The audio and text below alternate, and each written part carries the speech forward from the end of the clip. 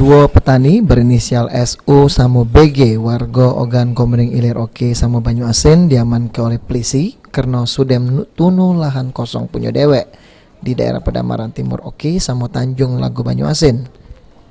Kedua petani sudah ketangkep tangan polisi yang melakukan patroli guna cegah karhutlah di wilayah Sumsel. Dari para petani yang diamankan ini, petugas nemu ke barang bukti solar, korek api, sama peralatan berupa parang untuk nebas tanaman yang ada di lahan mereka. Direktur Kriminal Khusus Polda Sumsel, Kombes Pol Anton Setiawan, ngato ke kedua tersangka sudah tunu lahan pada awan hari yang rencananya nak dipakai untuk bercocok tanam perkebunan.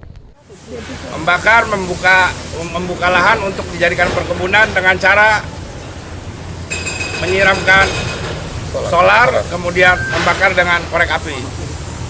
Membakar itu siang atau malam, Pak? Siang. Selain kedua tersangka dari Oke sama Banyu Asin, sudah diamankan juga 4 ekor tersangka betina di Kabupaten Pali yang juga sudah tunu lahan kosong untuk dipakai bercocok tanam.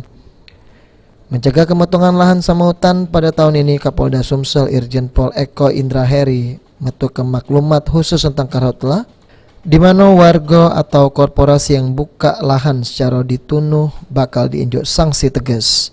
Firman Hidayat, PAL TV.